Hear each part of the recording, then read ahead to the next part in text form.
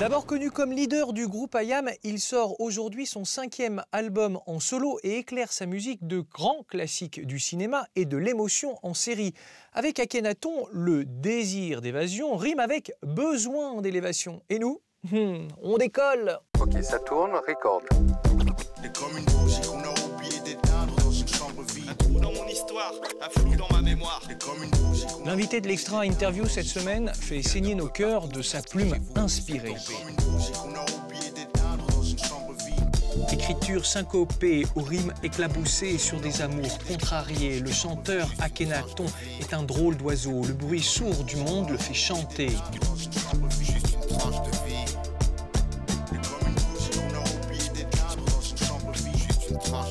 Akhenaton, on est hyper heureux de vous rencontrer parce que vous êtes probablement la plus belle union entre le cinéma et la musique.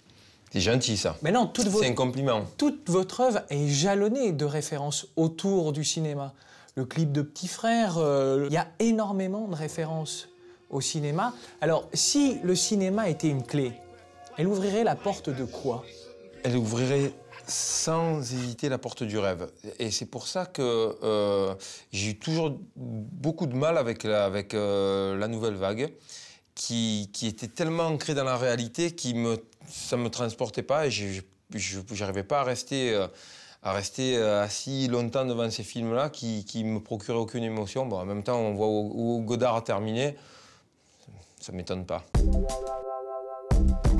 Comme une bougie qu'on a oublié d'éteindre dans une chambre vide. Moi, j'aime le cinéma, en fait, dans lequel je peux m'identifier ou dans lequel je ne peux pas du tout m'identifier. Quelqu'un que j'aime beaucoup en réalisation, c'est Ben Affleck.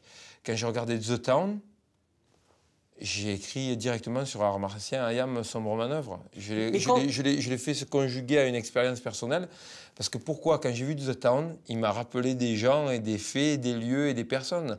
Vous avez des racines italiennes. Alors, est-ce que c'est un cinéma vers lequel vous avez été? Est-ce que c'est les comédies de Monicelli? Est-ce que c'est le néoréalisme d'Antonioni? Est-ce que c'est la fantaisie de Fellini? C'est quoi le cinéma italien?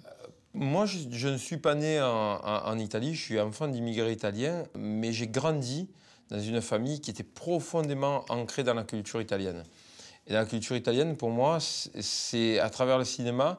J'ai jamais suivi certaines branches du cinéma italien, mais il y a des films comme Affreux, sale et méchant, ou des films comme Le Pigeon, qui m'ont marqué quand j'étais petit. Je regardais ces films. Et un compliment qu'on m'a fait quand on a fait le film Comme un aimant avec Kamel Salé, une journaliste m'a dit « Ah, ça me fait penser à Ivy Telloni ». Ça, c'est magnifique.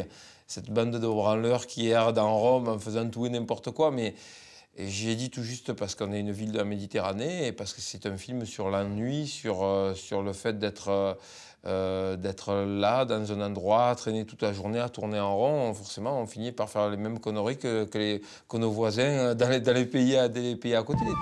Ennio Morricone, vous aviez eu un projet avec lui en 2011, un album qui était annoncé et qui n'est pas sorti.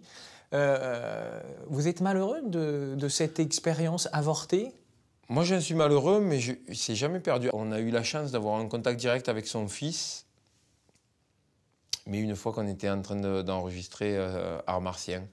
Donc c'était un peu trop tard. Donc, maintenant, on a le bon contact, on va voir si à l'avenir c'est réalisable, c'est faisable. Donc c'est pas mort? Non, c'est pas mort, mais c'est difficile. Mon rêve, c'est autant que de rapper, c'est faire des musiques de films que j'aime. Mais on vous permet pas de le faire, ça? En fait, peu de gens savent qu'on arrive à conduire des orchestres.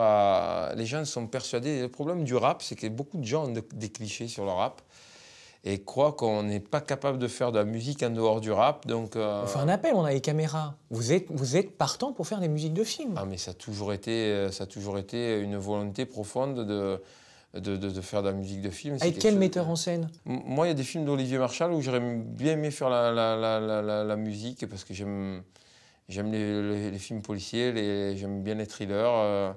J'aurais plus de mal sur la comédie. Sur la comédie, c'est un genre où à moins que ce soit du Will Ferrell, c'est-à-dire très bête. Et Si on parle du Will Ferrell, moi, en off de la série qu'il a produite, de Eastbound and Down, du personnage de Kenny Powers, qui est ce baseballeur cocaïné, mégalomane, misogyne, homophobe, raciste, qui se fait virer de son équipe de baseball et qui retourne dans son village d'origine en Caroline du Sud pour faire prof de sport dans un collège. C'est un massacre. Kenny Powers. You got the wrong man, dude. My name's Steve. What are you doing? You're interrupting our practice. Well, I have a confession to make. My name's not Steve, and I'm not a cockfighter. I'm a ball player. And not just any ball player, I'm Kenny Powers. Est-ce que demain, vos futurs albums, la série pourrait être référencée autant que le cinéma dans votre univers? Ah oui. Par exemple, la pochette de l'album Saison 5 est clairement un clin d'œil aux Sopranos. Ça a été une des meilleures séries que j'ai vues et qui nous a vraiment influencé, des répliques incroyables. Papa, c'est vrai que c'est les Chinois qui ont inventé les pâtes. Mais comment tu veux que des abrutis qui n'aient pas de fourchette inventent des pâtes? Mais maintenant, mange tes spaghettis et ferme ta gueule. Voilà. J'aime les personnages assez... aussi dans les séries ou dans les films, j'aime les personnages contrastés. C'est pour ça que j'aime Kenny Powers, parce que c'est un facho, c'est un raciste, mais il ignore. Il n'est pas au courant, il ne sait pas en fait. Vos chansons, elles ont une dimension politique, ça en révèle rien. Elles témoignent d'un engagement. Est-ce que c'est un cinéma que vous suivez? J'ai grandi en regardant les Costa Gavras à la maison, Z. Ça, c'est toute la dimension politique de la maison. Exactement, maman. Tu regarderas ces films. Mais est-ce que vous croyez qu'un film peut changer la société? Je pense que la culture peut changer la société. Je pense qu'un pauvre chanteur ou un pauvre groupe dans son coin ne peut pas changer la société. Je pense que des idées défendues par plusieurs chanteurs peuvent changer la société. Et je pense que des prises de position peuvent changer la société. Je pense que la prise de position récente de Ben Affleck, qui a tenu tête à des gens qui caricaturaient l'islam, est importante aux États-Unis. Bon, pour vous, ça s'arrête. Moi, j'en profite un peu. Dommage, on n'a pas suffi. On aimerait avoir plus de temps avec vous, en fait. C'est gentil. Merci. Comme une bougie qu'on a oublié d'éteindre dans une chambre vide.